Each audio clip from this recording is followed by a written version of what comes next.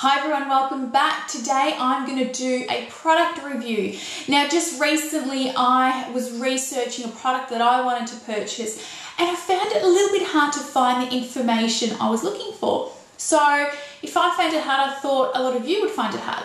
And that's why I thought I would do more regular product reviews, but I'm going to do it say twice a week, but only twice or 3 times a week, but only on one product at a time. I just find sometimes if you're doing a bunch of them, you can't really get into the details of a product. And I know, especially when you're purchasing such an expensive product or something you just don't know about, you want to really understand what you're getting. So that has led me to this. So I'm going to start off by reviewing today. It is the Soleil Tan de Chanel bronzer. It's a base bronzer. And I did use it in my previous video, so it's basically brand new. It is a plastic material packaging, which a lot of people, I think when they're purchasing a very high-end product or a product that is quite luxurious, they expect it to be a harder material, like maybe a glass or something like that, which yes, you kind of do expect that, but I know if you're going to keep this in your makeup case or makeup artist in your makeup kit, I certainly prefer it to be plastic because I know it's not going to shatter. It's definitely more durable. So, and having said that, it is still a nice plastic. It's quite like an opaque plastic, and it still looks very nice. It has 30 grams of product. It's made in France. So it is quite a lot of product. I'll show you it. It's like that. So you certainly get a lot of product in there. Now in Australia, it costs roughly, give or take, about $80. So per gram, you're looking at around about $2, $30, $2, $50, $60, somewhere around there, depending on how much you get it for. So yeah, it's very, it is expensive. Don't get me wrong, it is expensive. But I will talk about the quality later, which does make it worth its while. In the US, it's about $48 for this, so that ends up being around about $1.65 per gram. Definitely more cost efficient than us in Australia. In the UK, I think it was around about £32. So you're looking at about £1.05 for 1 gram of the product. And if you're purchasing it in euros, it's roughly around about €40, depending obviously on where you're purchasing it. So that ends up being like $1.35 roughly per euro. So yes, it is a lot. I'll definitely admit that. But it is great. If you're looking at something like the Chantecaille Gel Radiance Bronzer, which I have used and really like, it's roughly about the same cost and the same per, that's in mils, but it's roughly about the same. So you're looking along those prices. So let's get down to the formula. As I mentioned, it has this beautiful, lovely protector on there. It is a cream matte bronzer. Now, I will only really use a matte bronzer. Something like in powder form, like a Hoola, Laguna isn't too shimmery at all. They're probably like the 2 that I would use the most. And this is pretty much the same, but in a cream formula. Now the reason why I do enjoy this, and I think a lot of you will too, it's very easy to use and very easy to blend. And I think that's something that a lot of people get a bit intimidated or stuck on. They just kind of bronze it on, but you can see lines everywhere, especially with the powder.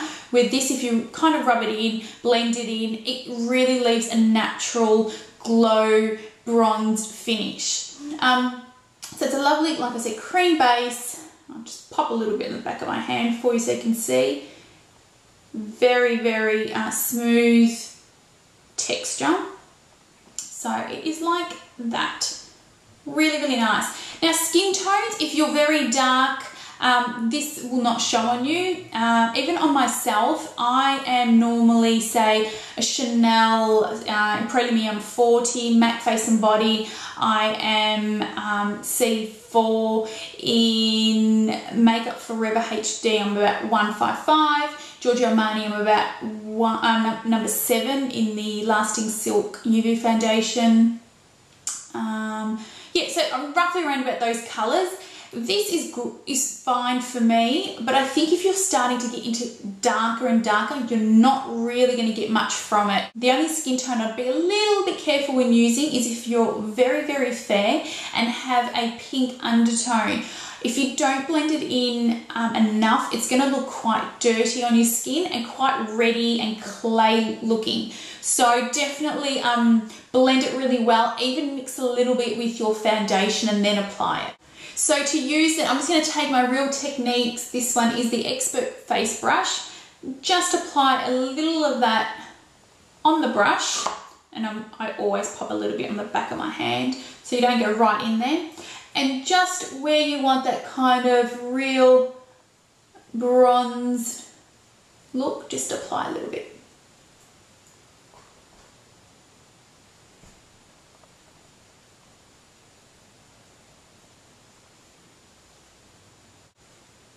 And you can probably see already the lovely finish that it's giving my skin. Now I like to take it just around the edges of the face, still rubbing it right in. I like to take it a little bit down on my nose because the sun generally does hit there. So as I mentioned, it does give a really natural kind of warm finish. And like I said, it's not too dark. So if you're my skin tone, maybe slightly darker, you can get away with it. Anyone darker, I wouldn't recommend purchasing. It's really not worth it. It might give you still a nice glow, but you're not going to get that, you know, dark tan kind of bronze effect. Now, why a cream over a powder?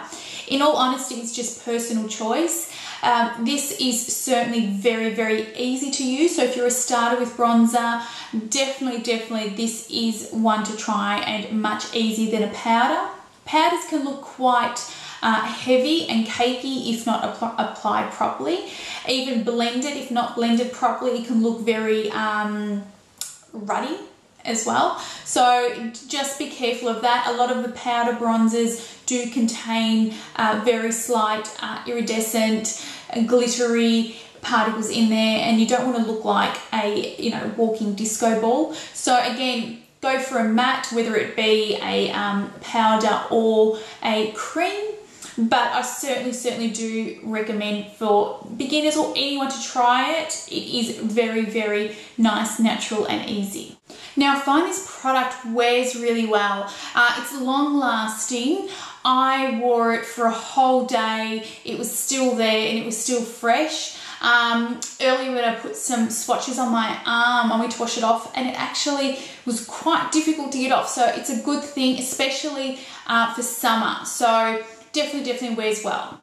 So the only real kind of negative thing I'd say is if you're the type of person who likes to carry their makeup with them everywhere they go, it is quite large. So it's not really a convenient thing to you know, keep in your bag, unless you maybe depot a little bit of it into a small container and keep that in your bag. But if you don't mind, then it's completely fine. Now, where to purchase it? Obviously, any department stores that may have a Chanel concession store within that, you can certainly buy it there. So I think you like your Nordstrom, Selfridges, Boots in the UK,